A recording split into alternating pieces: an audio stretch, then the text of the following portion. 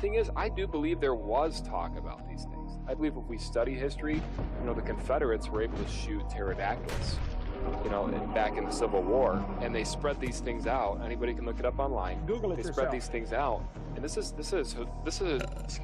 a historical fact. So, they spread this thing out, and it's got a huge winglet. It was a pterodactyl they shot. So, of course, these things have been around. Now, they went extinct, obviously, slowly, but surely. And so... What I'm saying is Jesus wrote a dinosaur to work.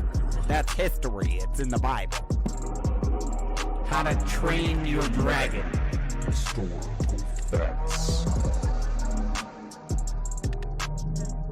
And if you don't believe it, do your own research. Pull up Google. You'll find the picture, I promise. Oh my god. Thank you, John Gleason, Godless engineer, for gifting me this beautiful moment. Y'all remember when they tried to cancel Steven Spielberg for posing with an animatronic triceratops animal rights activist? Back it up. Hit it from the back. Cloaca. Historical facts. Eat my ass, BP. You're down here bailing on the rest of us because you don't want to process your grief and shame like a normal person by drinking and mistreating strangers. No, Rick. It is you who must nibble my cloaca, or bird asshole. Everyone knows what a cloaca is. Back in the Civil War, and they spread these things out. Anybody can look it up online. They spread these things out, and this is a historical fact. So, they spread this thing out, and it's got a huge winglet. It was a pterodactyl they shot. So, of course, these things have been around. Now, they went extinct, obviously, slowly, but surely. And so... Paul Bunyan was sharing some Funyuns with his pet velociraptor. Whoa. Oh, you thought it was an ox? Roll back the clock. Let me knock the socks off. Historical facts. I didn't cut out. You heard me. Are you a pervert or something? Okay.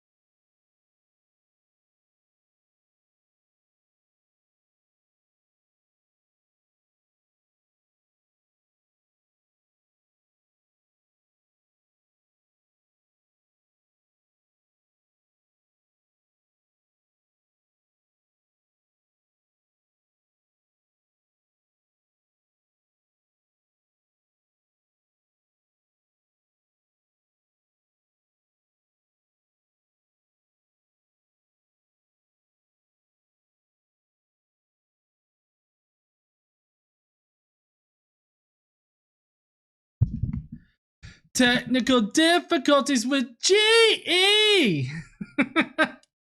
What's up, heathens? How y'all doing? I'm the Godless engineer, and I critically analyze apologists' claims to give you the best arguments and information while I'm fucking myself up. All right, totally serious now. I'm the Godless engineer, and I critically analyze apologists' claims to give you the best arguments and information so that you could stand up and use your voice. If I can figure out how to work my fucking mic. Anyways, so tonight we're going to be taking a look at a random YouTube video that claims that atheism is worse than magic. Now, we're not talking about like Magic the Gathering or any other thing like that. What we're talking about is literal just poof, pigeons and rabbits out of hats and shit, which I'm sure looked really weird when my mic was muted. Thank you, honey. Hi, are you doing okay? Yeah. Oh, where's my earbuds? No earbuds tonight. No earbuds. It's dead. So you don't have to worry about that. Anyways, we already had a super chat alerting me that I'm muted. Thank you, Elizabeth Richardson. But the video tonight is going to just basically lay out why atheism is ridiculous, and is which is kind of weird to think about, because I feel like it's a fairly reasonable position, and I feel like a lot of religious claims border on the magical, or at least the supernatural kind of. So it's a little weird to have a religious person say that atheism is worse than magic when magic is their standard. It's a little odd to me. But anyways, tonight we're gonna figure out why atheism is worse than magic or some shit. So I hope you guys are ready, and I guess we will get to it after the opening thingy.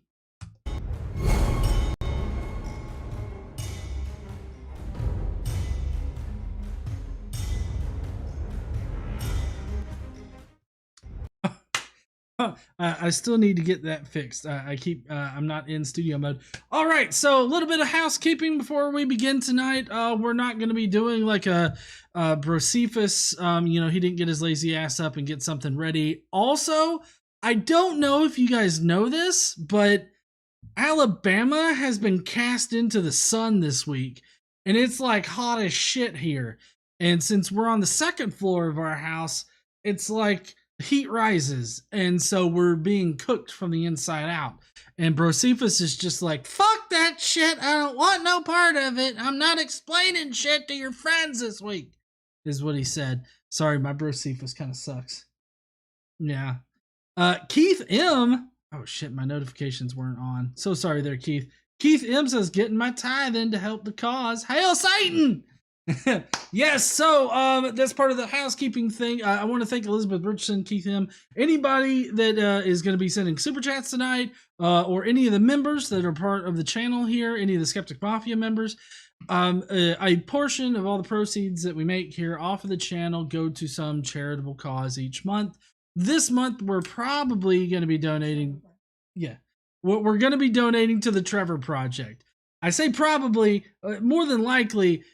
Sometimes there's audibles that are called for the charities depending on certain situations that come up. But right now, what we're doing is something for the LGBTQ community, considering that it's June. And so we are going to be donating to the Trevor Project this month. So that's what we're going to be donating to. If you'd like to help us donate more money, consider sending a super chat or watching our videos. That helps us out a great bit. Or becoming a Skeptic Mafia member. You get all the cool emojis that you see in the chat on occasion when the Skeptic Mafia members use them. And they're the best emojis around. You're not going to find the Pikachu emoji anywhere else on YouTube, I don't think. Don't quote me on that, or try to find shit that would dispute the Pokemon emoji. But anyways, so we got all that going for us. It's coming up on the end of the month. Next week, gonna be a little bit of a weird week. I don't think that we're gonna be able to do a show on Friday night. That's because we're gonna be at the Better Conference, and we're gonna be hanging out there. And so we're probably not going to be able to do a show on Friday night. But this will be probably the last time you can get in any super chats to help out with the Pride Month celebrations. Woo! Yeah! Elizabeth Richardson says, Happy Pride Month to the Skeptic Mafia and the Alphabet Mafia. But anyways, we'll be donating to that this month. And as far as tonight's stream, though, we've got some comments that I want to go over. We got some Today I Learns, and then we're going to get right on into the video, which is quite fucking special. Caden says, if I would donate no more if I didn't have to write a $4,100 check.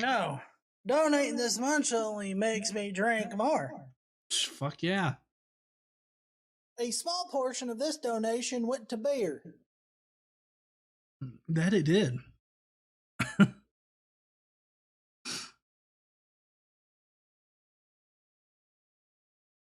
Yes, sorry, I was waiting for the next little super chat thing to come through, but Cadence, fuck, Ain't nobody gonna be fighting over this $5. It's all mine. fuck yeah, there, bro, Cephas. So Cadence has to fix her AC. So don't worry, Cadence. I mean, you're part of the Skeptic Mafia, and you've donated several times on our live stream. So I mean, you're good. But you know, we are normally we donate between $400 and $500 to any one charity. So we're on track right now to be donating our usual amount. So I appreciate all of the donations coming in. Like Daniel M. David says good night and happy Father's Day to everyone. Thank you so much there, David. I've actually got Xander here this weekend, and so we'll be celebrating Father's Day tomorrow, which is probably going to be him playing Dead by Daylight and us watching TV in the living room. I'm getting there. Happy Father's Day to you, Daniel M. I hope that you're having a great weekend there. Oh, look, we got Satan's Little Helper coming in next. If God was real, GE would have an infinite supply of beer. I cannot agree with that more. I don't have an infinite supply of beer, therefore God not real. Got it. That's my new go-to argument. Daniel, M. Hey, ain't nobody gonna be fighting over this $5. It's all mine. That's right. Daniel M. Tell David that we said good night and everything like that. We hope he has a great weekend, and y'all have fun tomorrow on Father's Day. Getting my days mixed up since I had to push tonight, the live stream this week. Rudy Kisley. This person just bought an express ticket to hell. Rudy Kisley says inflation maxing, crypto tanking. You know, donating this much only makes me drink more. You know, I kind of feel like that could be like a rap, like inflation maxing, crypto is tanking. Fuck, riding dirty. Gabriel Yu says I haven't been to one of these live streams in a hot minute. Busy dealing with everyone I know ranting about Pride Month bad right now. Oh, okay. Pride Month is bad. Got it. Yeah, a lot of people are. Alex Baranowski sent in a member chat saying no Pride Month background this year. Also, does anyone in the Skeptic Mafia want any Picardia Caletta eggs? I have way too many. I'm not sure what those are, but I saw your latest TikTok there, Alex. If it's spiders, no. I do not. No matter what it is, no. Right on. JC Meister says, my dad told me that the musician made a deal with the devil in order to play his instrument. Is that our type of atheist magic? The ability to have the mastery of any instrument and the snap of our fingers? I mean, if that's the case, I'm just fucked. Because I don't have that particular magical power right there. Jason Kolisak says, better that I'm called a fool rather than a liar for not believing in the heart that God exists. LGBTQT, may there be more of them, Adam's family. I feel like that was supposed to rhyme. But Alex Baranowski, sorry, I didn't put up the Pride background this month. I just didn't really think about it. Hey, I don't know if y'all know this, but every time you donate, the Lord cries. Yeah, there were some videos this month where I had them, so. Jane Pusecker. Maybe you should quit drinking all that beer, GE. Daniel M says, David is letting you know we have a cat. Oh, cool. Cats are fun on occasion when they're not trying to tear your eyes out of your sockets. But I'm sure that your cat is very sweet there, David. Jane Pusecker says, I'm interested to hear this guy's logic on why he believes this. In most cases, it's the opposite. Yeah, a lot of cases it is. So we're going to get on into the Today I Learns today. So I hope y'all are ready for that. Today I learned. Oh shit, I forgot the music. Today I learned. Woohoo! Yes, woohoo! Can't forget that part. All right, so we got some cool today I learned today. First of all, today I learned that there's no actual factual. That's a cool phrase. There's no actual factual backing to the rumor that Walt Disney was cryogenically frozen. In fact, it's extremely unlikely in records state that he was cremated. So, I mean, I feel like that's probably just one of those urban myths that has just been passed around like, oh yeah, Walt Disney was so fucking rich, he probably froze himself. Somebody said, what a lovely voice. I know that you're fucking with me there. Oh, the cat's name is Lee. David's cat's name. Well, Daniel and David. Hey, I don't know if y'all know this, but every time you donate, the Lord cries. Fuck yeah, he does. Piao Meow Noir! I have to say, that's a fun name to say.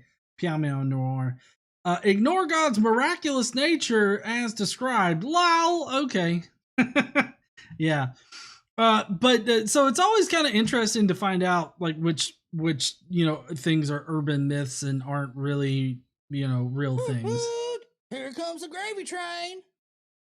Eric saying for the cows. I feel like that should just say Wolverines. Huh? Thank you. Anyways, all right. Next up, today I learned that there's a thing called harbinger households. These are whole neighborhoods that consistently choose failed products and therefore could predict market failures. So basically, I was interested enough to actually read the article on this, and basically what it is that there are certain households, like individual families, that will consistently pick failing or failed products. And most likely it's tied to some kind of unseen other factor that causes them to choose all these independently failing products. But it seems like the households are really focused on like coupon clipping and getting the most out of coupons. And so there may be some kind of correlation there. But basically, people like households that are harbinger households, whenever they move closer to other harbinger households. So you end up with collections of harbinger households where people all buy the same worthless shit and are good indications of what products are going to fail. So it's an interesting phenomena that happens. Vanta Blue saying for the rainbow we stole from God. Here comes the gravy train. I always thought Ken Ham was like really ridiculous when he's like, the gays have stolen the rainbow from us. It's like, it's physics, motherfucker. Like nobody stole shit. Yeah, learn it, dipshit. Anyways, but yes, thank you so much there, Vanta, for the super chat. But this is quite interesting, especially because it's got the picture for Crystal Pepsi, which didn't last long. Although, they'll like remove products from the, maybe I was part of a harbinger household or something, but like they would always remove products that I always thought was like really good. But I don't think Crystal Pepsi was one of those products. And then finally, a little bit of an interesting fact here that today I learned that Rome technically lasted from 753 BC to 1453 CE when the Ottoman Empire conquered Constantinople, ending the Eastern Roman Empire, meaning that it lasted a totality of 2,206 years, which is longer than the total history of Christianity. Gabriel Yu did a super chat saying, motherfucker, it's not getting any better. I mean, yeah, that's true. Physics stole from God, I guess. I mean, atheists steal morality from Christians, so I mean, why not? Huh?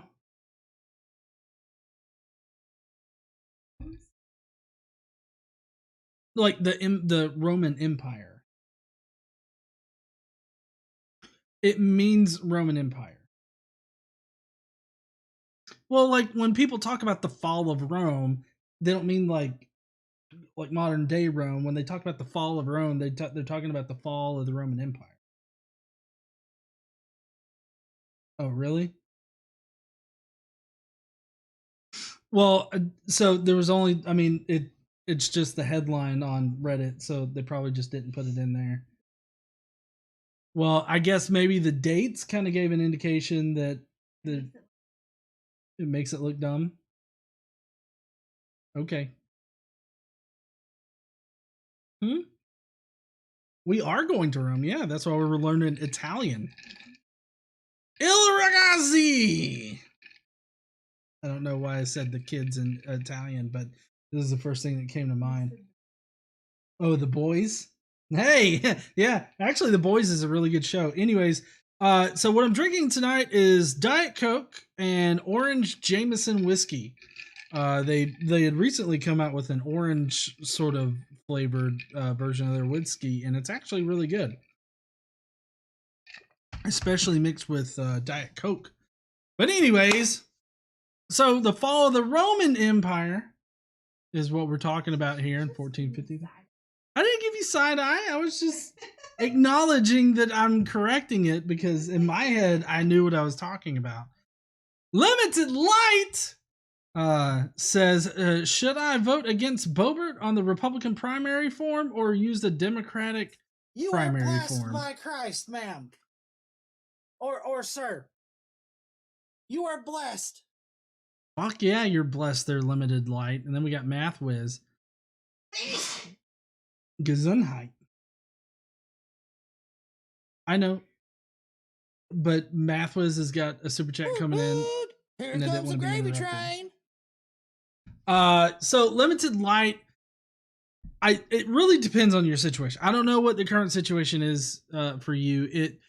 I don't know if you have Democrats that you're worried about that could possibly get elected, or maybe there's one particular Democrat that you think is better than all the others. But if you really don't care about the Democrats, like you don't care about which Democrat gets, wins their primary or whatnot, as far as like the same category as Boebert is, I might vote against Boebert, because as far as the Democrats go, if it doesn't matter which Democrat is there, you're just going to vote Democrat. Then it would be better, in my opinion, to weed out crazy bitches from the ballot. Well, yeah, okay, they are all crazy. Pick the least bad Republican against Boebert. That might be a more worthwhile use of your vote, just because then Boebert is definitely not on the ticket, and at least you don't have that brand of crazy in there. Boebert is very embarrassing. And since we're on the subject of Boebert, I put this out there on Twitter, and right now there's allegations of her doing sex work and having abortions and everything like that. Really, that does not matter to me. It does not matter to me if she used to be a sex worker. If she did, fine. Don't really give a fuck. If she had abortions, I don't give a fuck. You should quit drinking all that beer, GE. What I do care about, though, as far as Boebert goes, is the hypocrisy and the fact that she's basically was handpicked and turned into a Republican candidate, and now she's been elected at least once before, and she's basically taking up a spot that she really doesn't need to be in, because she is not equipped to make the decisions, I think, to be in the elected position that she's in. Those are the more important aspects of the craziness surrounding Boebert, is the fact that she's a hypocrite. Obviously, a lot of Republicans are, but also the fact that she was handcrafted to be put into the government, even though she has no skills in anything that would, which I know is not a criteria. Like, you don't have to be skilled in civics or anything like that in order to be elected to office, but I would hope that people would vote for people that or vote for politicians that at least have some idea of what it means to be in the government. I would hope so, and I just don't think that Boebert needs to be in the government. She just doesn't understand shit. But anyways, she is a fucking wreck. Yes, honey, she is. Elizabeth Richardson says, I used to work with a lot of Italians. Vaffanculo means F off. Oh, interesting. I hadn't come across that in Duolingo yet. Maybe we'll get to the. Maybe that's a Unit 3 kind of thing where they tell you where they tell you how to tell someone to fuck off. I mean, that could be. Yeah, we should. I wish there was a separate Duolingo app that was for like potty mouths. Oh yeah. MathWiz742 says, yep, the Roman Empire split into Western and Eastern Roman empires. The fall of Rome was really only the fall of the Western Empire. The Eastern Empire became the Byzantine Empire and ruled until the Ottomans conquered it. Interesting there, MathWiz. I'm glad that you were able to add that little bit of insight there to this particular day I learned. But anyways, all right, so that's going to be it for the Today I Learns tonight. Are you guys ready for... No. Comments. We got some comments. That's okay. Comments of the day. Prepare to facepalm yourself in the next week. My dad would be so proud. Should I cut this out and be like, Dad, you inspired me? And I send it to him because look, every year on my birthday, my dad calls me up, bling, bling, bling. I answer and he's like, happy birthday to you. Happy birthday. And he sings happy birthday to me and terribly every single year, which I appreciate. Better than getting a turkey candle. At least mine calls. Yeah, that's right, honey. Sometimes my birthday lands on Thanksgiving, so it's kind of a toss up. As to whether or not I'll get a turkey candle. But anyways, so as far as the let's get conspiracy shit background up. We got some interesting ones. We'll start off with this guy right here, which I think that's the Italian flag that he's got in there, except he's also got the sickle and hammer, which I think means communist. Anyways, this guy says, don't ever ask me for a fucking source. Believe me or fuck off. I don't have time for your dumb fuck debate me bro logic nerd shit. Yeah, get out of here with that nerd shit, like sourcing your claims. I don't gotta source shit, I just gotta say it.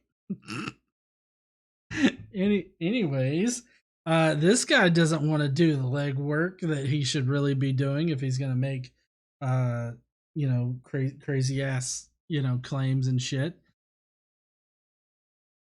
I feel like every time this guy makes an unsubstantiated claim, people should just post citation fucking needed. Huh. Vaffanculo! Yes. See, it already came in handy. Yeah, it did. It did come in handy. Thank you. Thank you, Elizabeth. Yes. And here's an interesting one, especially because we're watching we're watching For All Mankind. We're getting caught up on the last season before we get to the new season.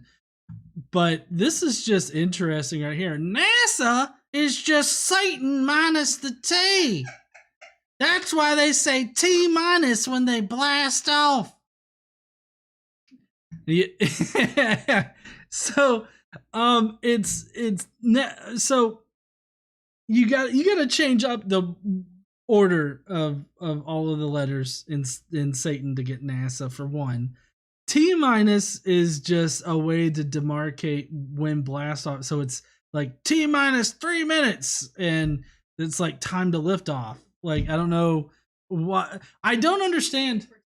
Right. And so it seems weird to like connect these kinds of dots like we got back here on the wallpaper, like connect random things and say, yeah, look, they say T minus. because Satan, we removed the T from the Satan, and that's why they say T- to blast off. It reminds me of that debate that I had today, which the debate that I had today was on the historicity of Jesus with a crazy, it's really weird, conspiracy theorist guy, but he believes Jesus was a historical person. So this is a weird sort of mix there. It's odd. But that'll be going on the channel on Monday, so that'll be fun. But as far as this guy goes, there's nothing much to say. It's just crazy shit. NASA is just nasal without the L.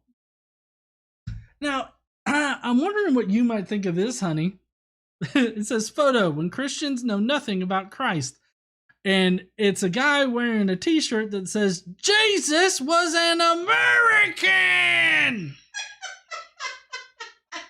I mean, is he Mormon?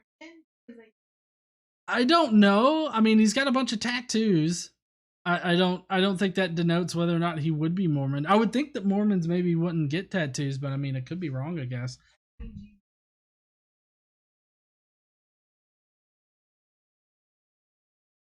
No. Like, Also, NASA can be. yeah, I mean, Santa and Satan is actually closer, like, letter-wise. Yeah, it could be. We have. So this guy right here, Jesus was American. For one thing, there's a lot missing from that t-shirt that I think if you were to make an argument for Jesus being an American, you're missing a lot of elements there. For one thing, he needs to have 2 AR-15s, one in each hand. Then he needs to have a gun, like a handgun, strapped to his chest. And then he needs 2 tanks along the side. Like, I feel like we could really Americanize this shit up here. A cross around his neck, and then, you know, a cheese.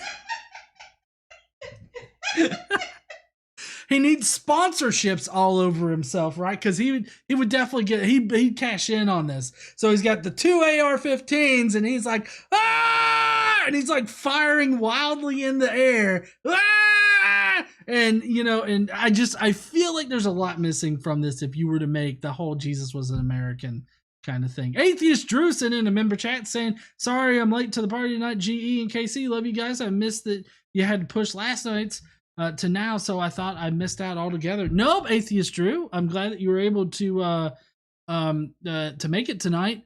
I had to push last night's. Yeah, we celebrated with Paul last night. Paul got to 100,000, and Paulogia on Paulogia's channel, he got to 10,000 on his live, and he got to 100,000 on his main channel. So he was doing a double celebration kind of thing last night. But yeah, this guy just simply doesn't know what the fuck he's talking about, because like saying Jesus was American is like fucking crazy. Now, I'm wondering if everybody can see the problem with this particular tweet right here. There's no way that they seriously thought that people would be okay with, or at least wouldn't notice. Right? Like, you're all noticing the same fucking thing as me, huh? You know, donating this much only makes me drink more. Dallas Wade says he needs some Mountain Dew code ready. Yee, roll tide. Love you, GE. Hey there, Dallas. Thank you so much. Dallas is a local up here in North Alabama, so thank you so much there, Dallas. And yeah, Mountain Dew, maybe Mountain Dew. He would definitely need some Mountain Dew. I would think of some form, and a roll tide somewhere on him. Anyways, so I don't know if any, huh? Atheist Drew here for the cause, or here's for the cause. Thank you, Atheist Drew. Appreciate you. But yeah, so I don't know if you haven't noticed, they got the rainbow colored cupcakes, right? And they're trying to celebrate Pride, but they bought food from Chick-fil-A, who, as far as I remember, has not stopped donating to anti-LGBTQ charities and programs and stuff. I mean, you can't sit there and seriously get cupcakes and then contribute money to anti-LGBTQ causes. Like you just sit, like that just doesn't make sense to me. You'd eat the shit out of the cupcakes? Well, yeah, but you know I mean, I don't eat at Chick-fil-A neither. Of course, Chick-fil-A, for some reason, everybody here in Alabama loves Chick-fil-A. They have, like, it's gotten crazy at Chick-fil-A, okay? Not only do they have 2 lines for their fucking restaurant, but they actually have their workers post up outside, not just 1 or 2. They have like 4 motherfuckers out there with mobile cash registers ready to take your card and your order so that you can just breeze on through. But it's never a breeze because it's forever. Yeah, Lines are so all day, every day. The lines are backed up at fucking Chick-fil-A. Sirnian says, I have never eaten Chick-fil-A. Well, these people thought that they could get away with getting Chick-fil-A and celebrating Pride, but that's just a ridiculous thing. Okay, so now this person has a unique problem. Okay, so it's Juneteenth. Sorry, my phone's bitching because I got high glucose. It's not really that high. Come on. So this person says, has anyone looked at their calendar? It seems it's not just Father's Day, but Juneteenth Day. I love holidays, but can we show respect to all our fathers without this? This group had the whole month. They could have picked any day. Oh my god. Juneteenth is celebrated like on the, I believe it's the 19th of every month. No, sorry, of June. Sorry. I meant June. June every year is what I meant. The Juneteenth is the 19th of June. And it just so happens that Father's Day falls on Juneteenth this year. And it's really funny because, you know, Father's Day wasn't established until like 1972. You know how long Juneteenth's been celebrated? Not as like a national holiday, but then again, you know, Father's Day isn't a national holiday, or well, like a federally recognized like national holiday, whereas Juneteenth now is a federally recognized national holiday. But Juneteenth has been celebrated since 1866. I mean, not federal. No. That's what I was trying to point that out. It's not. It only recently become a federal holiday, Right. but it's been celebrated for since 1866, which was a year after 1865. And it come on the heels of, you know, the proclamations and everything freeing the slaves in the South. Did you know that actually there were 2 northern states that were legally allowed to keep slaves after 1865? It was Delaware and Kentucky, I think. Both of those states, after the resolution of the Civil War, were able to keep slaves until the 13th Amendment was ratified. So they were able to keep slaves. Just so that you guys know. But I don't think that we, you know, have to separate out our holidays like, oh, Father's Day is this day and only fathers are celebrated. Like, I really don't think that that's necessary. I think you can celebrate multiple things in one day. Like, there's... Yeah, fuck you if your birthday's on June 19th and you can only celebrate one. or any other holiday. But yeah, so I believe that's going to be it for the comments tonight. And now we're going to be getting directly on into the actual video. Boom. Getting there quick. Okay, so we have this random person on YouTube who says that atheism is magical, or well, is more magical than I guess like religion. It's worse than magic. Yeah, do you believe that, honey? It's worse than magic. I don't know. Like, wouldn't it be cool if we had some atheist wizards? and they but I mean they just like combine different shit in beakers, and then like, huh? Oh.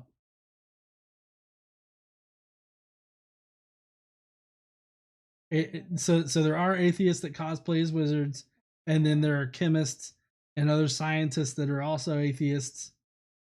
And I mean there's nerdy Gandalfs. I don't know if y'all know about the nerdy Gandalfs, but they will steal your data and your card information randomly. The nerdy Gandalfs are a real problem, I'm telling you. Anyways, all right. So we're gonna play this, and I'm gonna have to try to juggle my mute shit expertly. So hopefully I don't start talking without hitting the unmute button, but we'll see how that goes. All right. So let's get to it.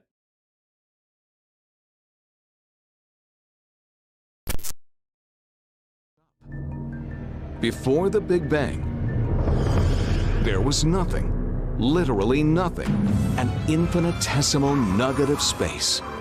And then something happened, triggering the most colossal explosion in history. So, I mean, this is just a little bit of money. Thank you, Jay-Z Meister. Says, magic time! Yes! Hail Satan! We got to get our beakers ready so that we can concoct our little potion, speak our incantation, and Satan will appear! Ah! Yeah. Anyways, so this is a little bit of a simplified thing, and it's also pretty old because we've actually made some new, leeway, or we made some new advancements into our hypotheses about the inflation of the universe. For one thing, it was not an explosion. It was an inflation event. And this inflation event was most likely caused, at least this is the leading explanation right now, is by a quantum scalar field that was in a false vacuum state, and that fluctuated from the false vacuum state into a true vacuum state. When this occurs, an immense amount of energy is released. When this energy is released from this quantum scalar field, it inflated the universe nearly instantaneously, and it filled it with all this energy. This energy then transformed from the state that it was in into what would eventually become matter. Ain't nobody gonna be fighting over this $5. It's all mine. He didn't work today, so it's not all his. That's right. And so it took about like 300,000 years for the universe to cool down enough for, light to travel through the universe, but also for atoms to start to form and for other things to start to form.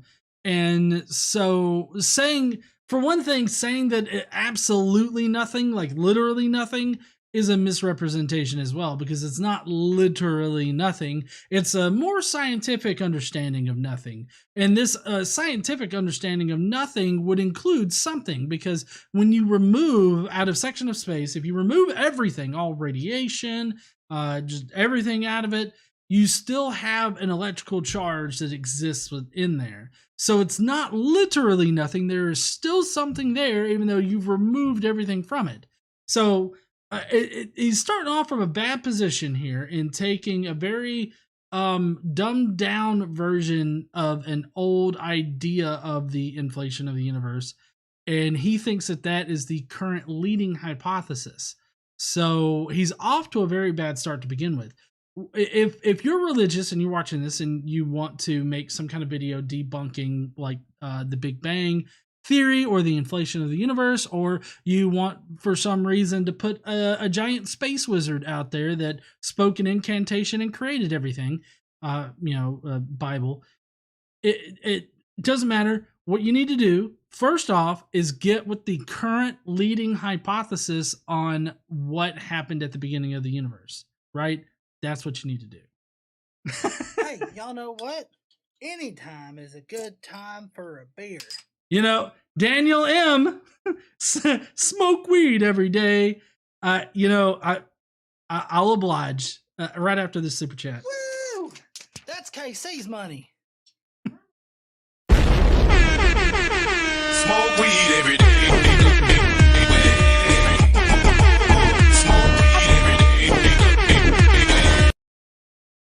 So yeah, that's basically what a lot of apologists think right there. Smoke weed every day. I should have that as like I don't think that I can find the original files that I used to generate that, but I should make one that's like it does that as like an alert or something. But anyways, so he's starting off from a bad footing there. If you're gonna make a video like this where you're criticizing it, get with the current hypothesis. That's all I'll say. So we got Daniel M said that. Zachariah Williams says, I have a feeling you're gonna need a beer for this. I've got Jameson, bud. I mean, that's I feel like ain't nobody gonna be fighting over this $5. It's all mine. I do have some beer in the fridge behind me in case I need it, but I think the Jameson will get me. This video is kind of short. But Humorous says, I agree, at least in this country, it should be a law that everybody smokes one joint every day because people are way too stressed out in this country. I mean, I don't know about that. I'll leave that to the politicians, which means that they're not going to do anything about it, probably. From nothing, nothing comes. To allege the universe came from nothing is to believe 0 plus 0 can equal 1. This is a misrepresentation because we're not saying 0 plus 0 equals 1, but as far as mathematics goes, depending on how you're rounding your numbers here, you can definitely have something that looks like 0 and something that looks like 0 be added together and you'll get 1. So, I mean, it depends on how you're rounding these numbers. He's talking about pure integers, so I'm guessing he's talking about like 0.00 or whatever. So, I mean, if you were to go to that, this is a straw man understanding because what we're actually saying is that it's 0 point whatever in the fuck plus the complementary 0 plus whatever in the fuck, and that's going to equal 1. So it actually makes total sense because of the energy that's left in empty space. It's not literally 0, so this is a misrepresentation.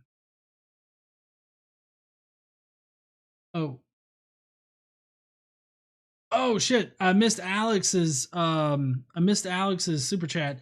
I'm actually making sciencey stuff right now. Magic mushroom and orchid culture medium to be exact. Oh, that sounds pretty cool. I love sciencey shit. That nothing plus nothing can equal something.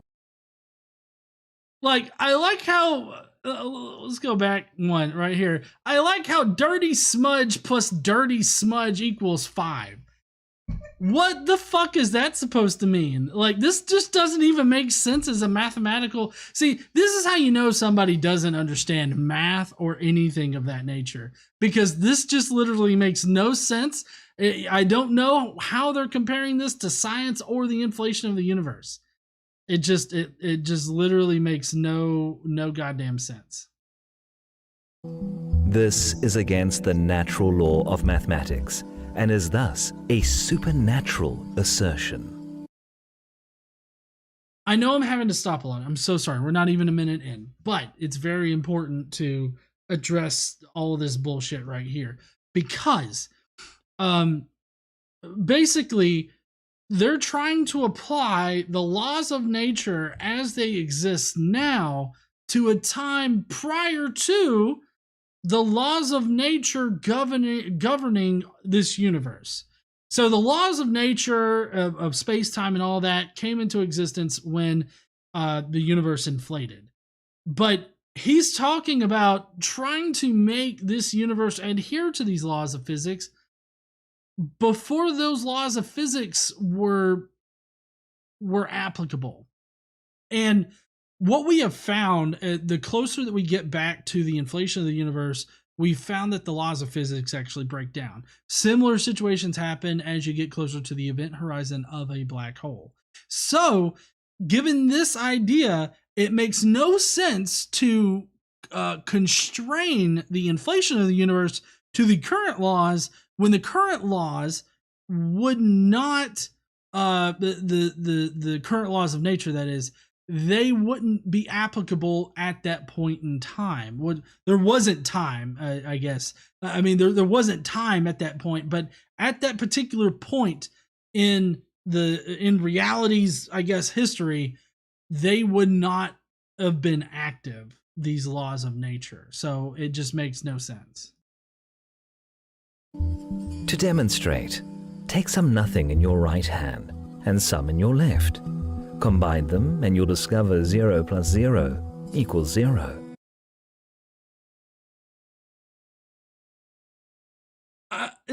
Again, what I have in my hand is not nothing. Like, we're all moving through a fluid right now. If we weren't moving through a fluid and there was just literally nothing around me, I would be dead. Okay? There's a fluid here. I mean, it's air, and air operates just like a fluid, so it has pressure and all this other shit that fluids have, and it operates like a fluid. So that, like, it's not that I have nothing in my hands right now. It's not like I'm grabbing like nature's balls or something, and the balls are nothing, I guess.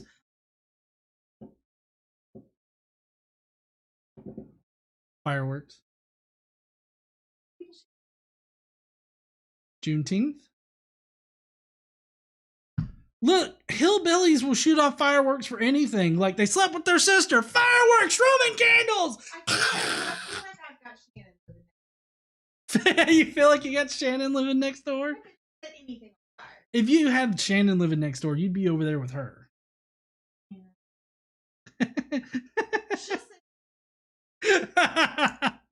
Okay. Anyways, so there's not nothing in my hand, and we're not adding nothing to nothing. We're adding air to this air, and you just have more air. Like, it's just air. Like, I mean, nothing's changing, but there's also, it's not that there's nothing in my hands. This is because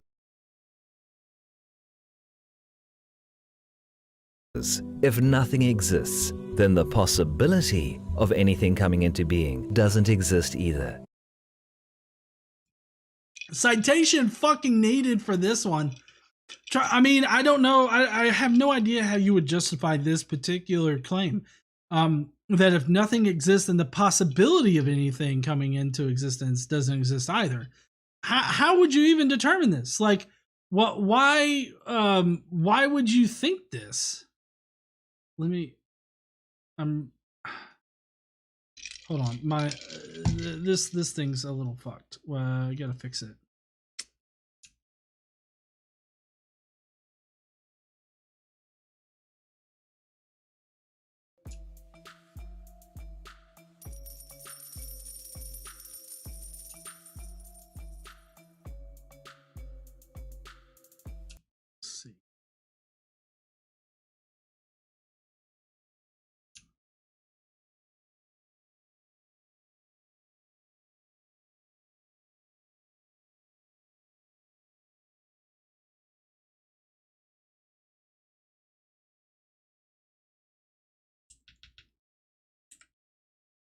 Humorous.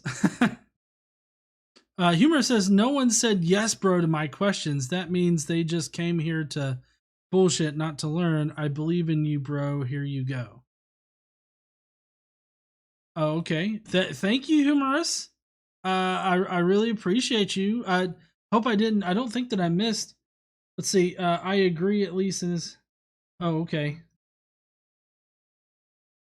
Anyway, yeah, thank you. I'm not exactly sure what you mean by no one said yes, bro, to my questions, but, you know,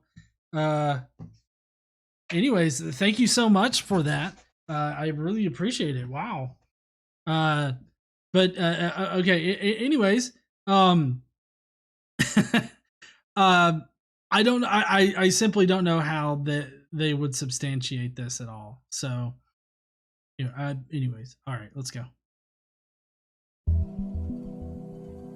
But if it were possible the universe could come from nothing, it becomes inexplicable why other things don't also come from nothing. Well, this is a little bit of a misunderstanding. One, of the inflation of the universe, and two, of the just the how our universe operates now. So there are virtual particles, which are particles that appear to pop in and out of existence from quote unquote nothing. Really, they're just particles that are changing energy states really quickly, and so they appear to pop in and out of existence.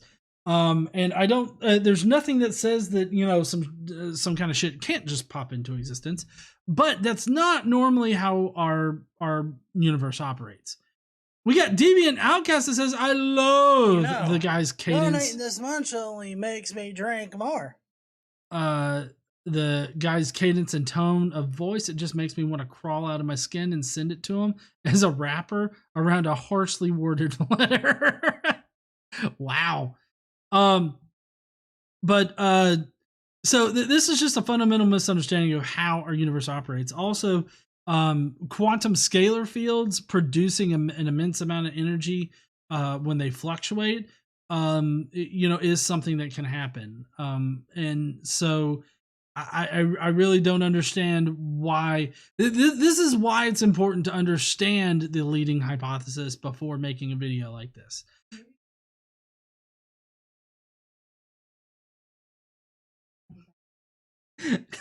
Yes, honey, their choice of colors right now is pretty bad.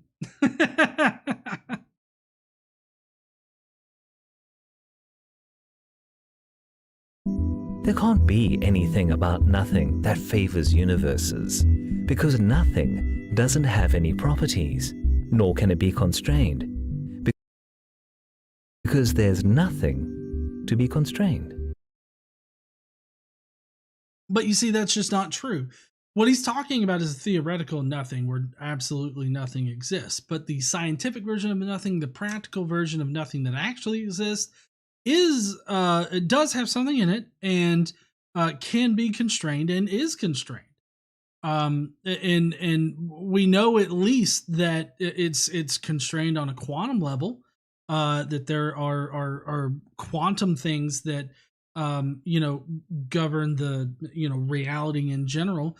So I mean, all of this right here is just because he doesn't understand the leading hypothesis and quantum mechanics and all this other stuff, which I don't expect people to be an expert in. Hell, I'm not an expert in quantum fucking mechanics, but at least I can understand the leading hypothesis.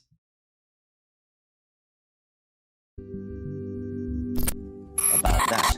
Of course it's counterintuitive that you can get something from nothing. Of course common sense doesn't allow you to get something from nothing. That's why it's interesting.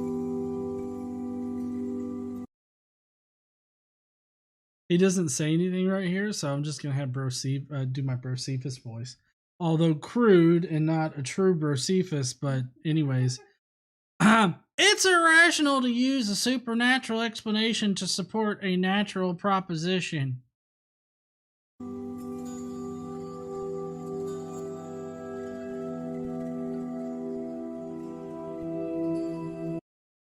At least with magic, you have the magician and the hat from which the rabbit comes.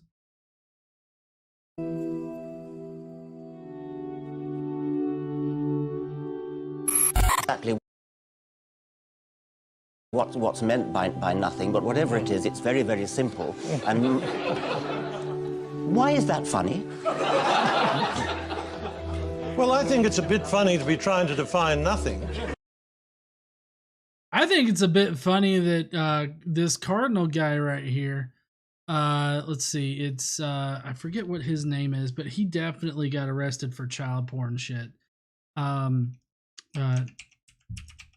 Dawkins Q and A with Cardinal something, Cardinal George Pell. Yes, Cardinal George Pell. Let's just do a little bit of Google flu right here because I don't have all the pedophiles memorized. Let's see. George Pell, allegations of sexual abuse. 2002 allegation. In June 2002, a Melbourne man accused Pell of sexually abusing him at a Catholic youth camp in 1961 when the accuser was 12 years old. So, I mean, honestly, this doesn't really matter to the, I guess to the conversation that's being had. Like whether or not, it's funny or whatever. But I don't know. I don't like if there's a pedophile laughing at me, I just don't care. But in any case, they're laughing at Dawkins here, which I loathe Dawkins. But they're laughing at him because Dawkins is talking about this nothing that exists.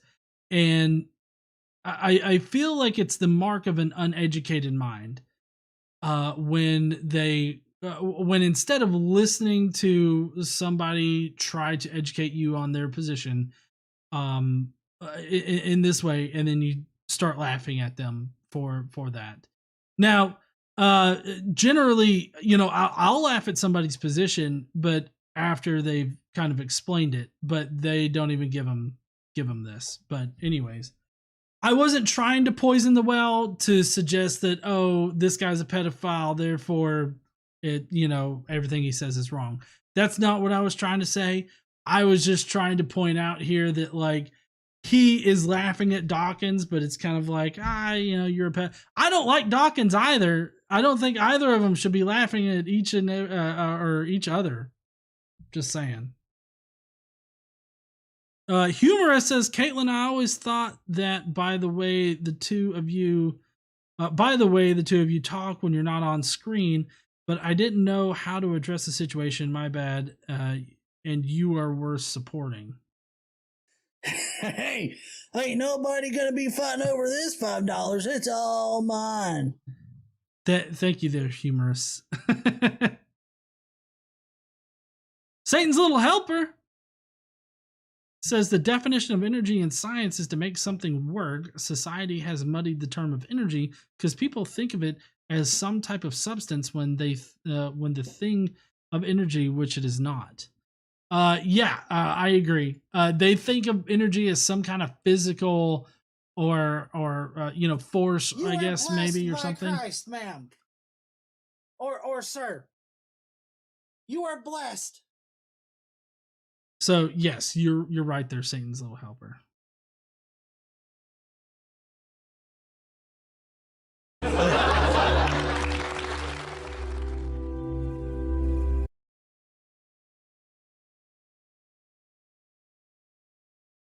Nothing is a term of universal negation. It means not anything. Well, I mean, there are several different definitions of nothing in which you could use here. But when we're talking about the beginning of the universe and the inflation of the universe, we're talking about a very specific definition of nothing. We're talking about this very real version of nothing, the scientific version of nothing, not this hypothetical version of nothing where absolutely nothing exists. Like saying that there's nothing in my hand is a true statement, but that doesn't mean that absolutely nothing is in my hand. And so this is just a mix up in terms here.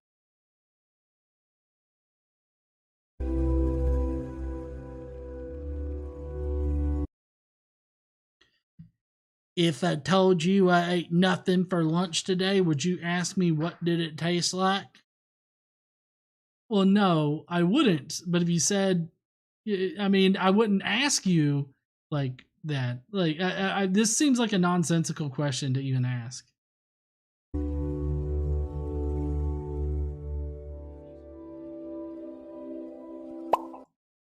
The universe can come from nothing, the Big Bang, etc. And then there's an X thing. Caden says yes. Yes, I would ask that. Well, like when when Xander says that I don't know what I had for lunch, I usually tease him with like a Velociraptor corn dog or burgers or corn dogs or something.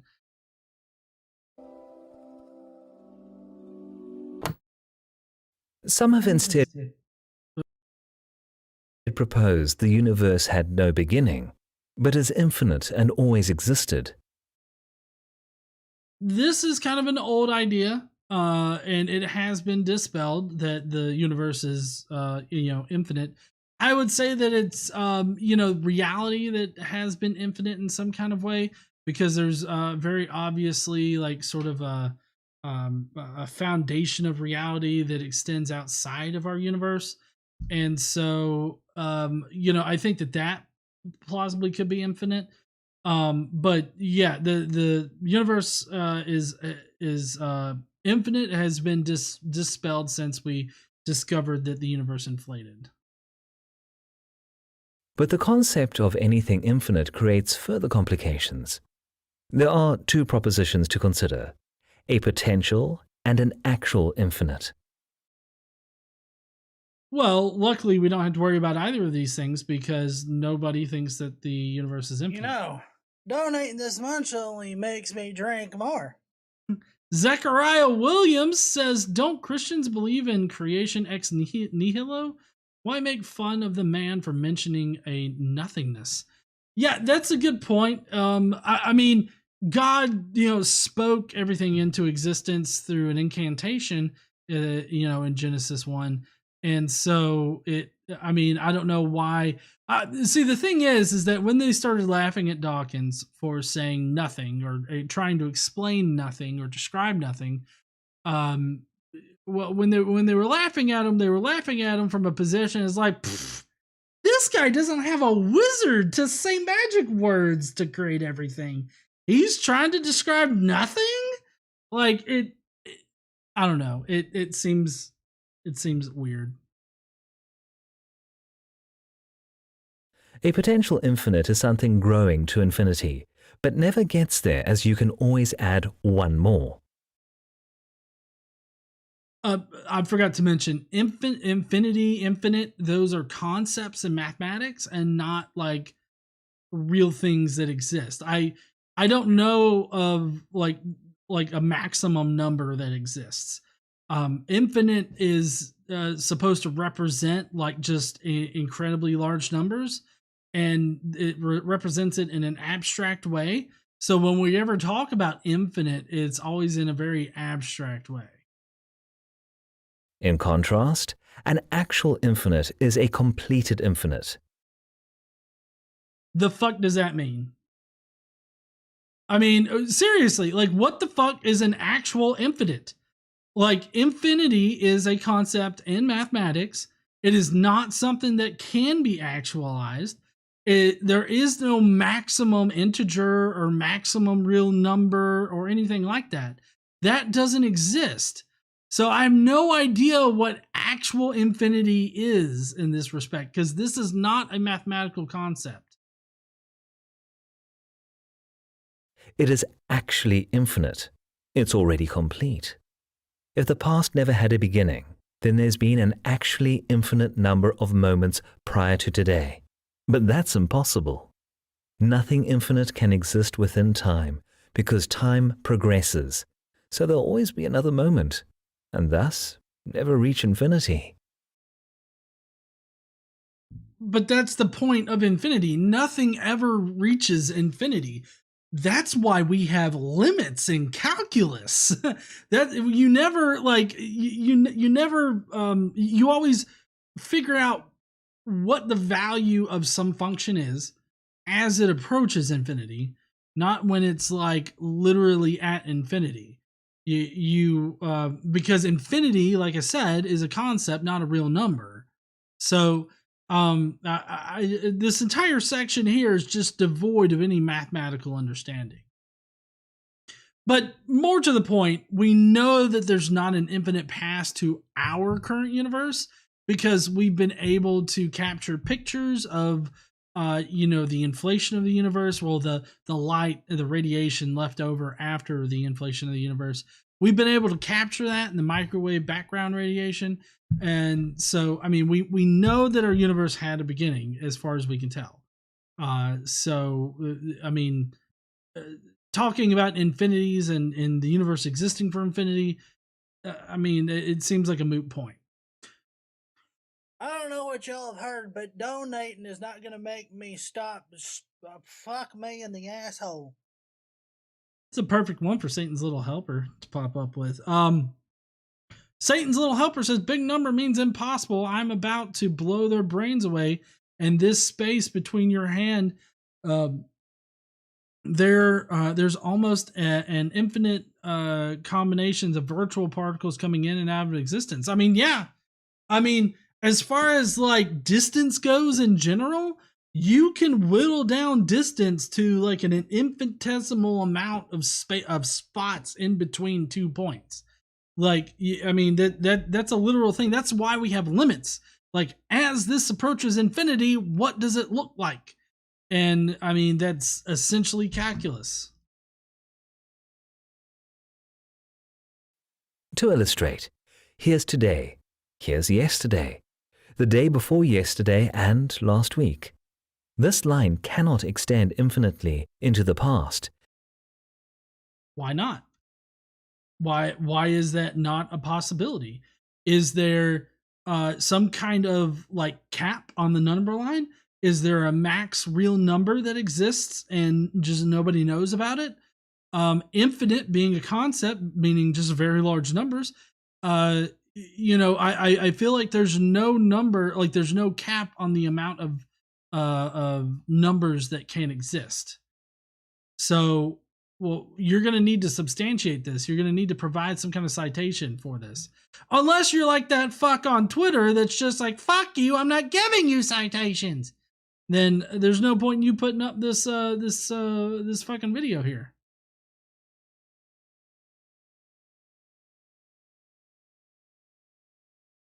And get here today because you can't reach the end of an infinite, because an infinite is something that has no end. I feel like there's a little bit of a contradiction here because he says that, you know, this cannot extend infinitely into the past. And so if it can't extend infinitely in the past, then it has to stop somewhere, right? But then they go on to say that, you know, you'll never reach infinite or something like that. Like it just keeps adding on and on and on and on and on, right? I feel like there's two competing ideas here it makes it a little bit hypocritical. Neither can you add anything to an infinite, but tomorrow there'll be another day, and a day after that. These anomalies demonstrate the past cannot be infinite, but finite, and therefore the universe began to exist. You see, I feel like this is a bullshit argument to get to the universe began to exist. Okay, because for one thing, he's not supported any of his claims here with any kind of evidence. Second, we have actual empirical information that suggests the universe had a beginning. So you don't need this bullshit argument. You okay over there? You just doing some acrobatics? Okay. She did a double cartwheel into a back somersault, and I was just curious about it.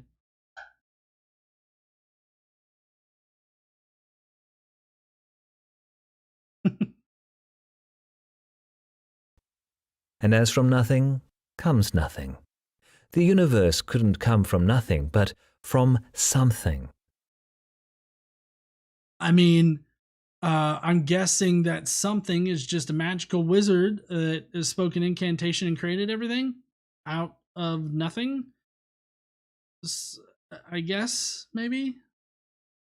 But again, he would need to support this with citations, and he just doesn't. Like how your unborn child couldn't appear from nothing, but comes from something. Well, I mean, you know, obviously he's arguing for a very specific kind of God. I don't know what kind. But, like, fucking Jesus? Like, I mean, fucking Jesus popped out of nothing. Like there was no sex for Mary. She was a perpetual virgin by Catholic standards. So I mean, Jesus came into existence out of like nothing. Or I guess maybe Mary was just the vessel that carried the baby, but still, how did the baby come to be? Gestating inside Mary, because it definitely wasn't sperm, right? I mean, the Holy Spirit filled her, unless the Holy Spirit is like a Bible code word for sperm. Then Jesus appeared out of nothing. I mean, 2 smudges definitely equals Jesus. Yeah. Just a little bit of money. Satan's little helper says, teach this man about the birds and the bees.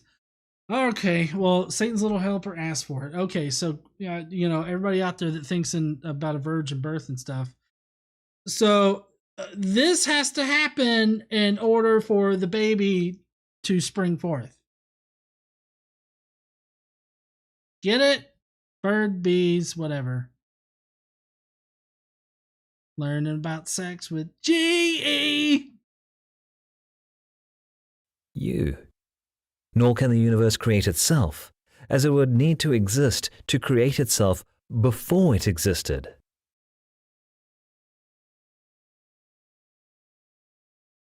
So he's saying that nature would need to create itself before it existed. Well, that's why, you can delineate between reality and this universe. This universe didn't exist at one point in time. I don't know if any other universes existed before this one, or if... Hey, ain't nobody gonna be fighting over this $5. It's all mine. Or even if this universe is the first iteration of this universe. We don't know. But I don't think that the universe needs to create itself first in order for the universe to come into existence. I don't know what they're trying to say with this. Thus, natural and temporal explanations fail, suggesting the possibility beyond the natural to the supernatural.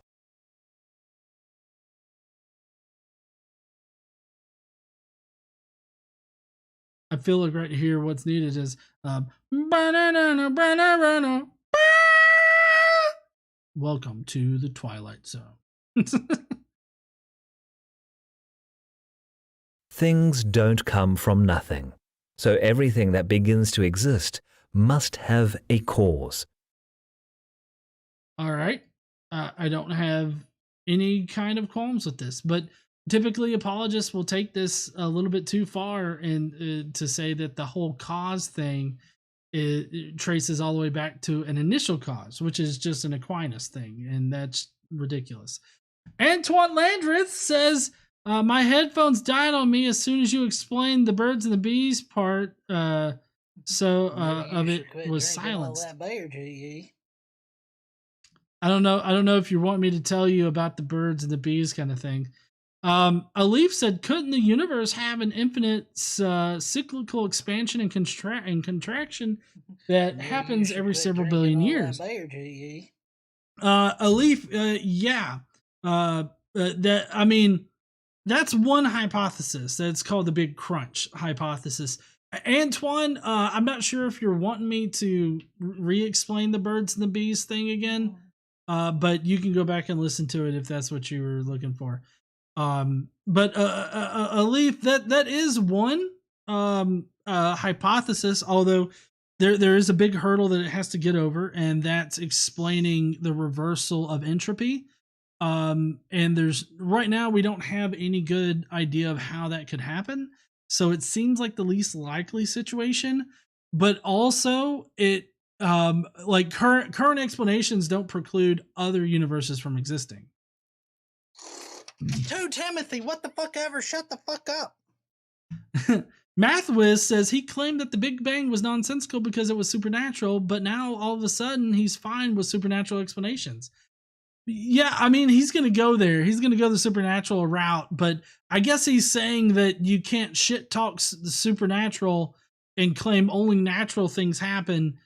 And and then use like the Big Bang because the Big Bang's apparently supernatural or some shit like that. I don't know.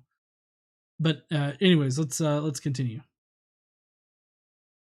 The universe began to exist. Therefore, the universe has a cause. All right, so this is the very basic Kalam cosmological argument, or the argument from first cause, that that there was some cause at the beginning of the universe that created the universe, or the universe came into being. And I as far as the cosmological or the Kalam cosmological argument goes, in its very basic form, like he's got up here, I don't have a problem with it, because the cause for the universe was just a fluctuation from a false vacuum state into a true vacuum state of this quantum scalar field.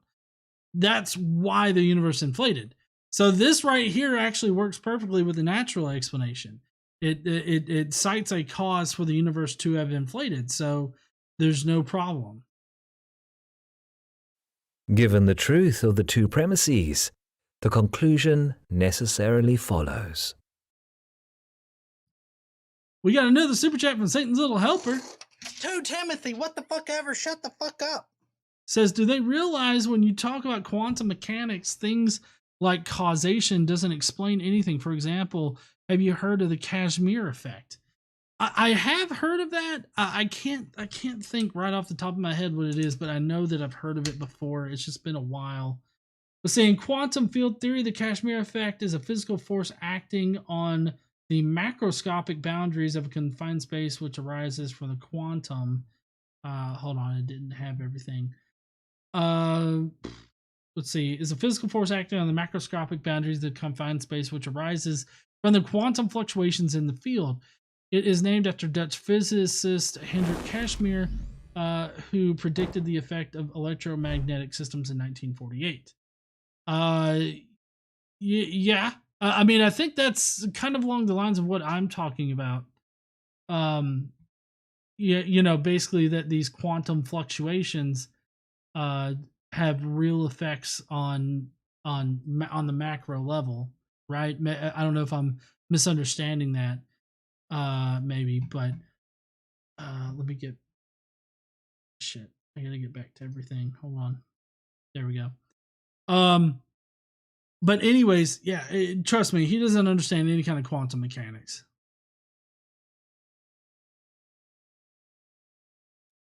But what caused the cause? The question, what caused the cause, or where did God come from? I like how he's already conflating both the theological questions with the real natural questions, like what caused the cause. And I mean, you could do that with everything except what theologically, because theologically they say, oh, well, God didn't need to be created. So they specially plead their God away from having to answer this question. But as far as what caused the cause, I mean, we don't really have a full understanding of quantum mechanics, but we do have a somewhat of an understanding of it, at least as far as the information that we have now goes. So, I mean, we do understand these things, and we don't need to postulate a God. We got Vanta Blue who says, can we apply the same questions to his God? No? Aw.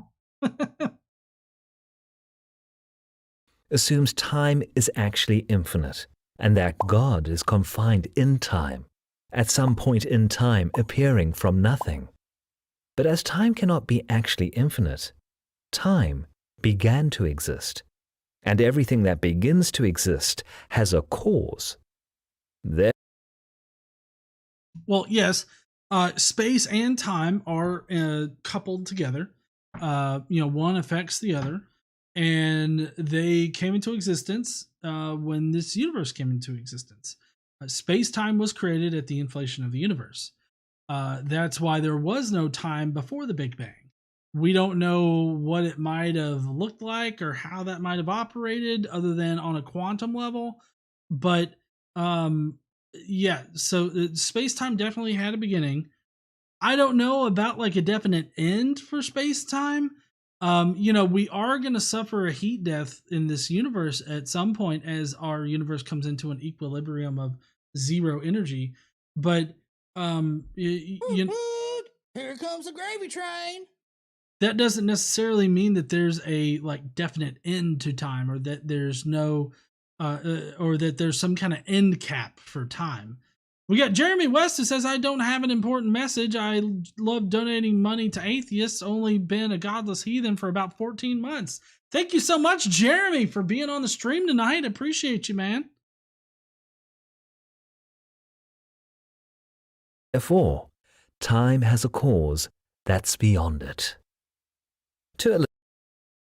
I don't know how you would substantiate that. That makes no sense. Like all of this, everything can be explained naturally without some kind of magical, space Jew up there like doing everything.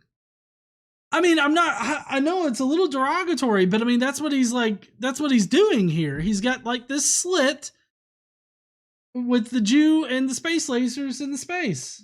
Yeah, I mean I'm not trying. I mean, if he doesn't want people making fun of his Jesus like that, maybe you shouldn't put him in space like that with laser face. Illustrate. Shakespeare wrote Hamlet, but on what page of Hamlet can you find Shakespeare? As Shakespeare is not inside the book, but beyond it, God is not inside time, but beyond it. Therefore, this is just a very general special pleading argument here. Because he's specially pleading that his God is outside of time, but yet he can also affect things within time.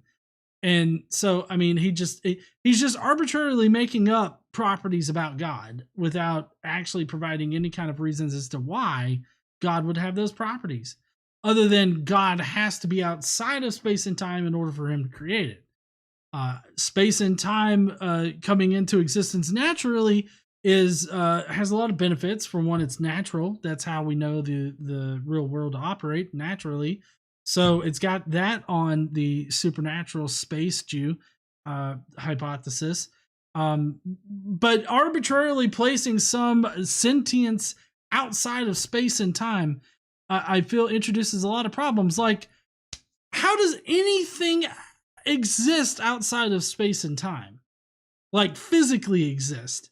Like, how does that even work? I have no idea.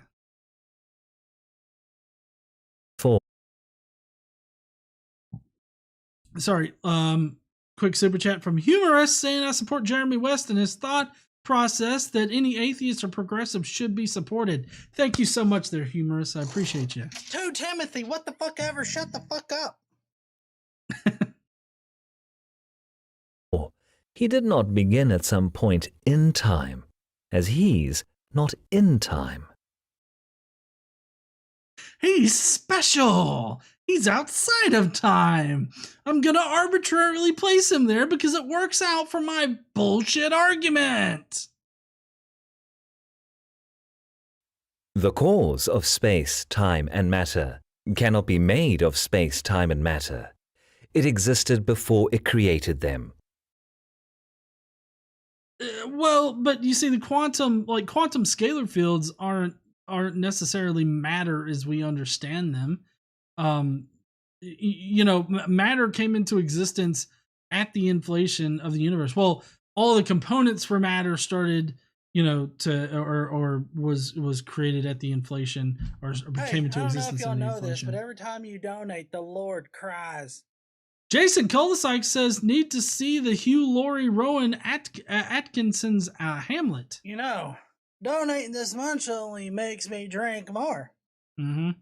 Polly Pocket says, Shakespeare can't climb into the world of Hamlet. Heard, but donating is not going to make me stop. Fuck me in the asshole. Shakespeare can't climb into the world of Hamlet and start talking to Horatio. That's a good point. The analogy between Shakespeare and Hamlet and all that kind of stuff with God is really flawed. Antoine Landreth says, is it ironic I'm watching an atheist video while playing Sims where I am God? Also, I don't need the B&B talk. I was laughing at the fact that my phone censored that part. Oh, okay. Yeah, I can see how that would be hilarious.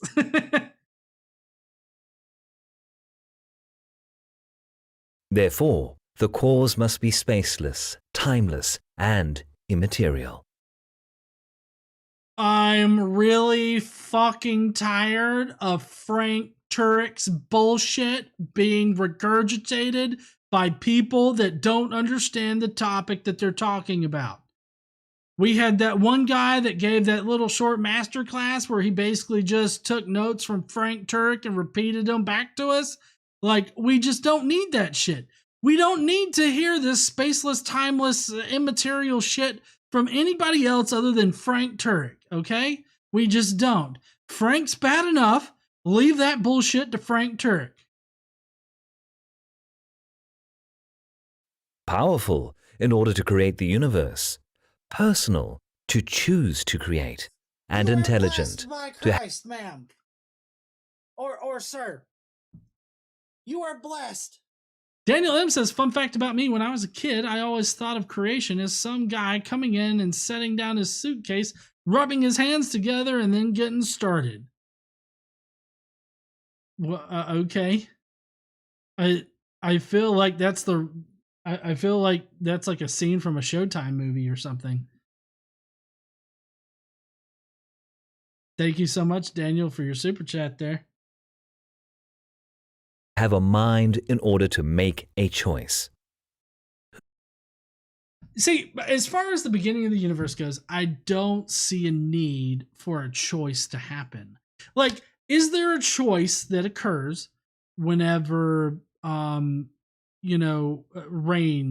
happens? Like, whenever it rains here, whenever the heat index is 115 and, I'm dripping in sweat in my office, in my house.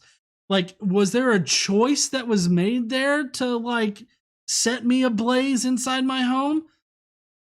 Well, no, Casey said, yep, because we don't want to freeze the AC. No, I'm talking about the fact that, Alabama was closer to the sun than it really should be this past week. Like, was there a choice made that made, the heat index that much? Regardless of the whole climate change aspect of it and how we made the choice to burn fossil fuels and everything like that. Just talking about how nature operates, right? Is there a choice made when it rains? Is there a choice made when water evaporates? Is there a choice made when water freezes? As far as like the actual process of water freezing, do any of these things require a choice? If not, then why does the beginning of the universe require a choice? If the beginning of the universe is natural, like everything else is in, our reality, why would there need to be a choice? He says that it's personal and intelligent. What evidence do you have that it's personal and intelligent? Why are these aspects of, whatever created this universe? It's just arbitrary bullshit. That's everything in this list from Frank Turek is arbitrary bullshit that they have had to assign to God because people have come up with uncomfortable questions for their bullshit. And so they just tack on one arbitrary ad hoc statement after another. It's got to be spaceless. Oh, well, it's got to be timeless too. Oh, it's got to be immaterial because fuck, what's God made out of? Unicorn shits and baby doll farts or something? Like, I don't know. Anyways. Who do you think of? The argument can be summarized as follows. Premise 1. Whatever begins to exist has a cause. 2. The universe began to exist. 3. Therefore, the universe has a cause. Again, the cosmological argument, like the basic Kalam cosmological argument, still the natural explanation is far more parsimonious with what we experience in reality than the supernatural space Jew that created everything. Given the truth of the two premises, the conclusion necessarily follows. Okay, that's it. That's all of their bullshit video. Wow, so what did you guys think? We're about to get to the Skeptic Mafia comments, but I want to say that I really appreciate everybody that's donated through the Super Chats tonight. You guys are really making it a pretty big month for us here. we'll be sharing out soon when we donate to the Trevor Project, because that'll be actually happening this next week as we're at the Better Conference. And just thank you all the Skeptic Mafia members, everybody that's watched our videos this month and everything like that. But as far as this video goes, it's again another regurgitation of Frank Turek. It's a Frank Turek clone who has basically just watched enough of Frank Turek's videos in order to put together a slideshow of Frank Turek's best hits on the Kalam cosmological argument and is just presenting them to us. Nothing about Frank's argument is really substantiated with evidence. And the things that are reasonable in his argument are better explained by natural explanations. So I've been finding a lot of people that have just taken Frank Turek's points and think that they're just correct, that they just make sense without doing any kind of critical thinking about them. They don't have good responses to any challenges as far as explaining these things naturally. Whenever they have something that must mean a god, it's because they have crafted it to mean a god, to point towards their particular god, or I guess a space Jew in this particular instance. So everything in this video has already been dealt with. This is an old argument, but people are still treating it as new, and people are still being convinced by Frank Turek and his stupid shit. So I will continue to point out the flaws in these types of arguments because people are still being convinced by them. But in any case, I'd love to hear what you guys think. If you will, please go down below in the comments or in the live stream. Let me know what you think about this guy's video here. Well, really, it's what do you think about Frank Turek? That's what I'm really asking here. We got Satan's Little Helper who says you can't find causation before the universe. The laws we have today developed afterwards. They're not the same, and the study is different. I agree. Okay, I got notifications on. Maybe you should quit drinking all that beer, GE. But anyways, we are about to get into the Skeptic Mafia comments. That's where I post up the video for the Skeptic Mafia to sort of leave their thoughts on, and I go over them on typically Friday nights. And so we're about to go into that right now. And I hope if you're leaving out right now, I hope you have a great weekend. I hope that you hug your father if you're still talking to you. If you have a good relationship with your father, hope you have a good day tomorrow on Father's Day. And I know that I will. And all the fathers that are watching right now, I hope you guys have awesome days tomorrow as well. And I guess we will see you heathens on Monday when we have a debate between me and a crazy conspiracy theorist who thinks that Jesus is historical, just in a little bit of a weird way. And, then we're going to have some other videos going out throughout the week, but we will probably not have a live stream next week because I will be doing some things that are preclude me from doing a live stream. So, yes, I will be getting drunk with, I guess, Shannon and some other people. I'll be getting drunk with Shannon. Maybe. I don't know. Anyways, if you're leaving out right now, I hope you have a great weekend, a great next week, and everything like that. Don't forget to stand up and use your voice. Bye, heathens. But don't go! Because we got the Skeptic Mafia comments that we are going to be getting to. As soon as I clear off some of those tabs, because I got, umpteen million tabs open all the time.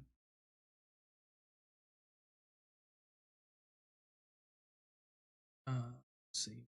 Wrong one.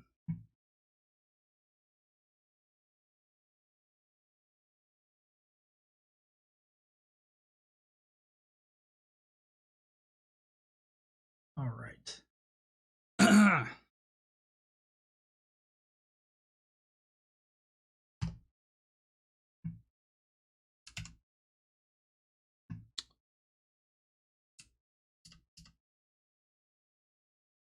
You okay?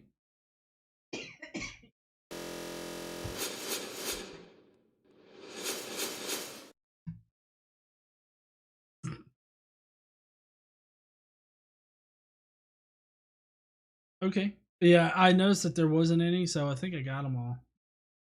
All right. So first up is Daniel M, who says, over the last weekend, we went to Branson again. I will have to tell you more about it another time. The in-laws took me to see the story of Jesus when we were there. Did you not know it? I mean, I don't know the story of Jesus. Honey, have you heard of this Jesus fuck? Nobody's ever heard of this. Especially, Jesus is not in Alabama, so we probably need to watch a Jesus story sometime. We should tell people. Yeah, they should have like some kind of initiative to like spread the word about this Jesus guy. It was interesting to see that from the perspective now versus when I was in the faith. I will have to talk a little bit more in depth at another time. In the meantime, join the Skeptic Mafia, get cool perks, and help people out. Hey, ain't nobody gonna be fighting over this $5. It's all mine. Daniel says, on top of my comment, I find it funny how my in-laws don't think I've ever heard of Jesus. I know, right? It's hilarious to me, too. Next, Perplexed Papa says, finally got the chance to watch it. No wonder our population is so damn confused.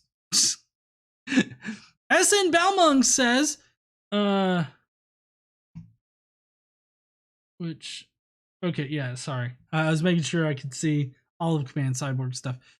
Even being as generous as possible, as I possibly can, all the cosmological argument gets you to is a cause. Any assumptions made about said cause are just that, assumptions, and unfalsifiable assumptions are completely useless. I agree. Then we got Command Cyborg that says, hello world! What is this now? Oh no, this is gonna be way stupid and probably Islamic, judging by the narrator's voice and the slight extra vagueness in the beginning. We shall see about the correctness of this prediction. Okay, FYI, I tentatively hold to, since there is something, there could never have been nothing. Yes, this is really quite stupid. People who say the universe came from nothing doesn't mean the same thing you're thinking of, my dude. The old tiered trope of it was time, if time was past with emphasis on the parentheses, infinite, we could never have gotten to now is just highly stupid or unthought through. We'd be somewhere on the timeline regardless. This somewhere we call it now. Easy peasy lemon squeezy. People who think this is a big bad problem either haven't thought about it enough or perhaps too much. Either way, lol. By the way, y'all theistivists don't usually allow for magic, did it? I smell shenanigans. As far as I gather, our universe began when time started. Therefore, asking about before the universe or time for that matter is incoherent. Snarky voice. Yeah, the universe didn't come from nothing. Nobody said so. Try knocking down a steel man next time, perhaps. I don't know if that was really snarky or not, but whatever. Yeah, and if you didn't notice, all of the graphics are unsubstantiated. Go figure. The universe didn't begin to exist. It always was there. Thus, it needed no cause. Therefore, there's no such thing as a cause. Thus, God fails on being the ultimate grounding for anything whatsoever. Precept fail. Time didn't begin to exist either. We've been over this. The second premise fails. First premise is highly dubious. Therefore, the conclusion does not follow. Sorry, this got a bit longer. The philosophical bullcrap needs more substantial bashing. With this, of course, whale peeing. Smash all the buttons, ring-a-ding dong. Remember to not index at 1. Become mafiosos. It's for some good cause and for the fun of it. That's all, folks. Thank you. And Command Cyborg says goodnight. Transmission terminated. Well, I mean, obviously the universe inflated at one point in the past. So there's that. And I do agree that this idea of like time existing outside of this universe or any universe is a bit incoherent. So I agree with that. Next up, we got Jester, Lord of Fools, that says, if nothing exists. In 343 BCE, Philip II of Macedon, having taken large portions of Greece, sent the Spartans a letter saying, you are advised to submit without further delay. For if I bring my army into your land, I will destroy your farms, slay your people, and raise your city. I find the Spartan response more apt to this situation than to their own. If your entire argument is balanced precariously upon two little letters, and I find them as lacking, while if it is a great place to start a line of experiments, it's the exact opposite of solid grounding for an argument. Prove the if, and then we can move on. I agree there, Jester. Deviant Outcast says this video is nothing more than a bunch of nothing. So that's at least one thing we, Necessary Conclusions, and I can agree on. And oh, wait a second. Wait just one. Godless 31.556.952 of the year here, please. Aha! See, out of nothing came what? Something. Debunked your stupid nothing there now. Didn't I, eh? Thought you were smart, did you, eh? Showed you silly nincompoop. Ha! I win again! Seriously, though, there really isn't much to say that hasn't already been said before, over and over and over and over and over and over and over and over. Yeah, it gets boring really fast, doesn't it? Almost as if, wait for it, nothing was ever there to begin with, and yet nothing about all this holds water. So I take it, Deviant, you don't think that atheism is worse as bad as magic, huh? I'm not going into the nitty-gritty details. Either it's something we all, Necessary Conclusions excluded, already know, or it's something along the lines that I, the black archaeology, Egyptology sheep of the family of engineers and mathematicians, lack the ability or knowledge to fully and with satisfaction comprehend. But I will say this, it's ridiculous to apply the rules of the universe as we know it to a state of something of which we know so little we're not even apt to comprehend. That doesn't mean none of the rhetorical questions posed by these smug convolutionists has answers. For example, when did time begin? Time as we know it began at the first light as we know it, i.e. the Big Bang or the intense inflation or the extreme expansion or whatever. Aha! But what caused the massive mushrooming? I hear Mr. Smug asking with the same confidence as he himself were the personified debunked existence. And there it is, concepts like cause, action and reaction, time, form, matter, laws of physics, etc. becomes irrelevant. And if you're expecting to receive as an absolute answer simply because it's all concepts tied specifically as far as we know to this universe, our universe.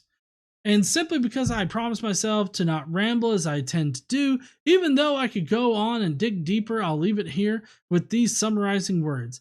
Just because you find a hole in the ground doesn't mean a purple lemming used it as a headquarters in preparation for purple lemming world domination.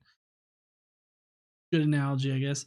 It could be hypothetically, but it's unlikely enough that my hope for humanity is that no one will ever spend their life trying to appease the great purple mini-lemming overlord, especially when there's no way of knowing anything about what would actually appease the GPMLO.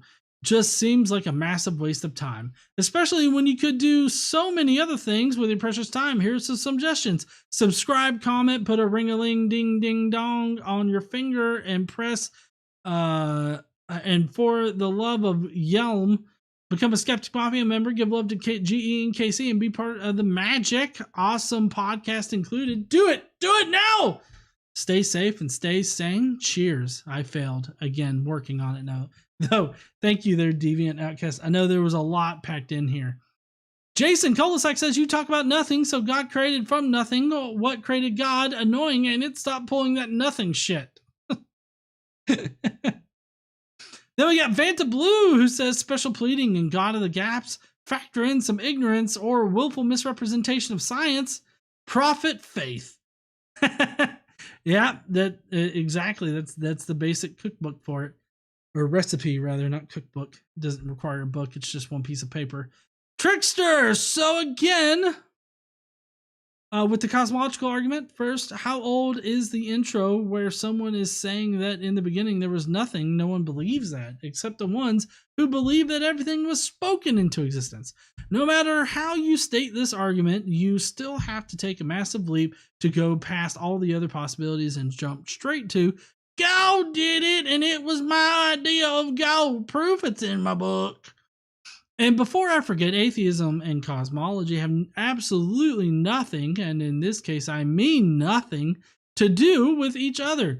Cosmology has to do with the universe, as atheism simply says, I do not believe in what you are selling, namely a god or gods. I have proof that the universe exists no matter how it got here, and absolutely no evidence that any gods exist. Do all the things you do with the buttons and make the bots happy so they give GE more of a reach so he can continue spreading rational ideas in a world full of very silly people. That's right, watch my videos! You know, if you're not using your computer, just put them on fucking loop. It doesn't matter to YouTube, just fucking loop them. The lawyers want me to say don't do that because YouTube might not like it. Alex Baranowski says, can I just comment on the depiction of the olive branch in the bird's mouth? Why is there a random terminal leaf like that? Olives have opposite simple leaves, and so there should be leaves in pairs all the way down the stem. For fuck's sake! The guy is confusing philosophical nothing and cosmological nothing. In any case, I don't know how this has anything to do with atheism. Does he think atheism is the belief that nothing becomes something? How does he think God came into being? Once again, I really wish people would stop using Richard Dawkins to represent atheism as a whole. This guy is old news. I agree. I hate the fact that he used Dawkins, but it seems like everybody uses Dawkins. They use the same like 4 atheists for every fucking thing ever. It's really hard to write a comment on this video because it's a lot of captions. I usually open the video in a tab and listen to it as I type away. Nothing infinite can exist within time. Time is a measurement. It's not a real thing. It's something we use to describe the changes in our world and perceptions. This video isn't making much sense.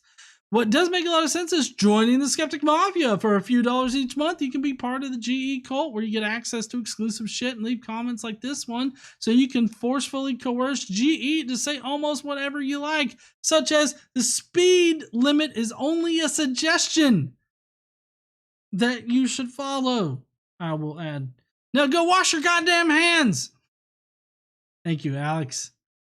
And then we got Zoomy, who says, guess I won't be here tonight. We'll be streaming over at the bunker talking about Sagahuru. And yes, I know Zoomy is here. And alternative medicine along with other woo. At the time that I posted it, it was supposed to be Friday night. Yeah, guess I'll catch it on repeat, but here's some Ask You to tide everyone over. Because it really makes you think. Yeah, that's what I was thinking. It's like a thinking thing. What can I do to help? Well, you can always button the like and go ahead and subscribe to the smash buttons. Wait, I think I crossed my wired. I got my crosses. My crosses got wired. Anyways, shilling done. Exit stage right. Thank you, Zoomy. Next is Jonathan Nickel. It says, we start with the usual creationist misunderstanding of the Big Bang, claiming that it asserts that the universe came from nothing. He didn't assert which God he believes in, and his channel only has 2 videos and 14 subscribers. Still, if he wants to claim his God created the universe, then which raw materials did he use? If the answer is none, then that sure sounds like a universe from nothing to me, except that they had a magical space Jew to do it for him. He then tries to argue against an infinite regress, but saying you couldn't have an infinite regress is like claiming that if you start at 1, you can never reach 2, as there are an infinite number of decimals in between. There is also the claim that time began at the Big Bang, which negates the concept of an infinite regress. About 2/3 of the way through, he moves on to the Coulomb cosmological argument, which makes my eyes roll so much you could play Monopoly with him. It is only at this point that he moves away from cosmology to actually attempt to argue against atheism. He has not demonstrated the 2 premises and without that, he can't reach the conclusion. Not that the Kalam needs to any God claim on its own anyways, just to some unnamed cause.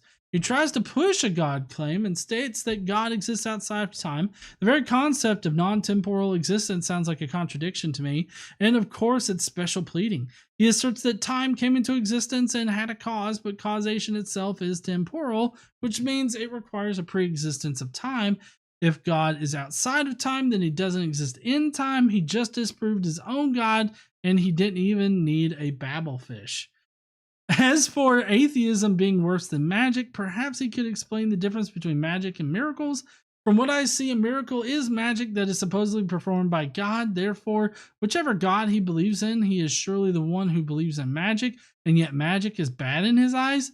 I doubt he'd see it that way, though. I doubt that, too. And then finally, we got Drew's book reviews, who says, as usual, I'm not watching the video beforehand and basing my comments purely on the title. Well, I suppose, after all, atheism has no magic, and take it from a fantasy nerd here, but magic is pretty damn cool stuff. There are so many different kinds of magic. Light magic, Brent Week's Lightbringer series, the One Power, Wheel of Time, Earth magic or elemental magic systems. Personally, I think Stormlight by Brandon Sanderson is one of the best, bonding with Spren, which are essentially forces of nature and being infused with power, utilizing Stormlight from powerful storms to rage across the world to power the magic. It's pretty cool. All of these magic systems are better than the biblical God magic, and let's face it, atheism has nothing on magic. Too bad none of it is actually real, or maybe that is a good thing. But to say that atheism is worse than magic, not really a fair comparison, to be honest, since a lack of belief in gods is not the same thing as magic. So how can it be worse? When it is simply put not the same thing or even related to magic. Atheism claims no mystical powers whatsoever. Supreme law, no claim to knowledge. It cannot possibly prove or demonstrate to be real, so it can't be better or worse than magic, because magic has nothing to do with atheism. I totally agree. Oh, anyways, heathens, until next time, keep on reading. Thank you so much there, Andrew. I really appreciate you. All right, let's get back to the main thing here. Anyways, let's see. There we go.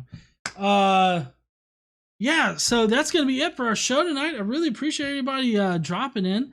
You got Deviant Outcast with a Just quick a little super bit of chat money. saying, "For all the women are mine, LGBTQ plus rights, right?"